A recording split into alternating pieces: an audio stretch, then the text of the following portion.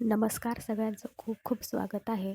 आजचा हा व्हिडिओ खूप स्पेशल आहे कारण संक्रांत येत आहे आणि बऱ्याच जणांचे संभ्रम आहेत की संक्रांत म्हणजे काय आणि किंक्रांत म्हणजे काय.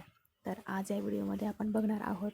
तसेच संक्रांत कधी आहे, तसेच संक्रांतीचे महत्त्व काय आहे, शुभ कार्य करावे की नाही हे सुद्धा आपण आज या व्हिडिओमध्ये बघणार आहोत. चला तर मग सुरुवात करूया की यावर्षी म्हणजे 2026मध्ये मकर संक्रांती जी आहे ती येते बुधवारच्या दिवशी म्हणजेच 14 जानेवारी 2026. 14 तारखेला आपण मकर संक्रांती साजरी करणार आहोत.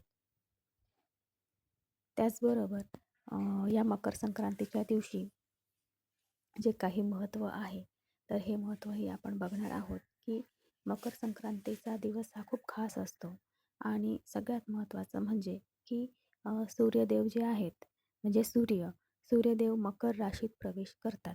ठीक आहे. मकर संक्रांतीच्या दिवशी सूर्यदेव मकर राशीत प्रवेश करतात. यालाच आपण मकर संक्रांती असे म्हणतो. ठीक आहे. म्हणून याला काय बोलले जाते, मकर संक्रांती. हा दिवस उत्तरायणाची सुरुवात दर्शवतो आणि या दिवशी दान, स्नान केल्यास पुण्य मिळते अशी श्रद्धा आहे. त्यामुळे या दिवसाला खूप सारं महत्त्व आहे. त्यानंतर पंचांगानुसार आपण बघूया की पंचांगानुसार सूर्यदेव जे आहे मकर संक्रांतीच्या दिवशी, ठीक आहे, पंचांगानुसार सूर्यदेव जे आहेत ते दुपारी 3:13 मकर राशीत प्रवेश करते. त्यामुळे पुण्यकाळ म्हणजेच शुभ वेळ जी आहे ती दुपारनंतरच असेल. ठीक आहे.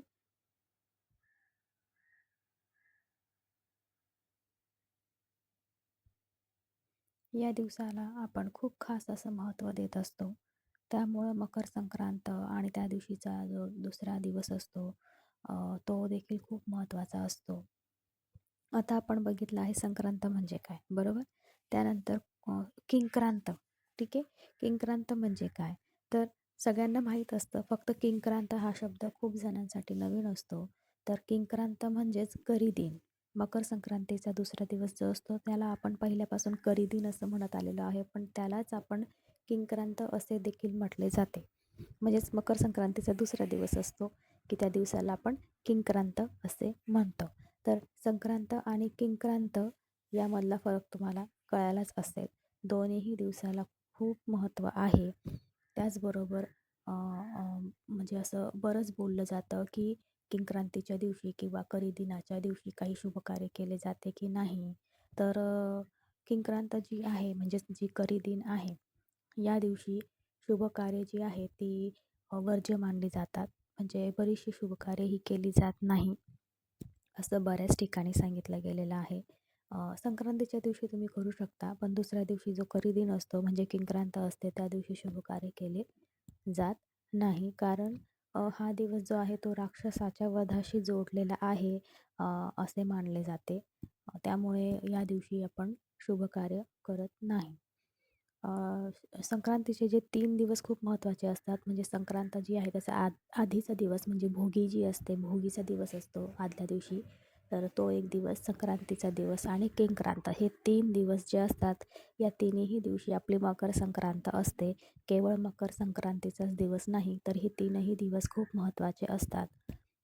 थोडक्यात म्हणजे काय तर बघा की सूर्य मकर राशीत प्रवेश करतो त्या दिवसाला आपण मकर संक्रांत म्हणतो. तर संक्रांतीचा दुसरा दिवस जो असतो त्याला आपण किंक्रांत असे म्हणतो.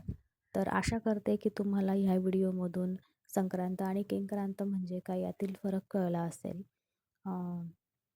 अशा अजून साऱ्या नवनवीन गोष्टी किंवा रेसिपीज बघण्यासाठी तुम्ही माझ्या चॅनलला सबस्क्राईब करू शकता. तसेच व्हिडिओ आवडला असेल तर लाईक करा, शेअर करा, जेणेकरून सगळ्यांना ही माहिती मिळेल. जे काही आपले जुने शब्द आहेत ते सगळ्यांना माहिती व्हायला हवेत. करीदिन तर बऱ्याच जणांना माहिती असतं, परंतु किंक्रांत हे लवकर कोणाला समजत नाही. तर त्यामुळे तुम्हालाही आता ही माहिती मिळाली आहे, तुम्ही दुसऱ्यांनाही शेअर करा. तुम्हा सर्वांचे खूप खूप धन्यवाद.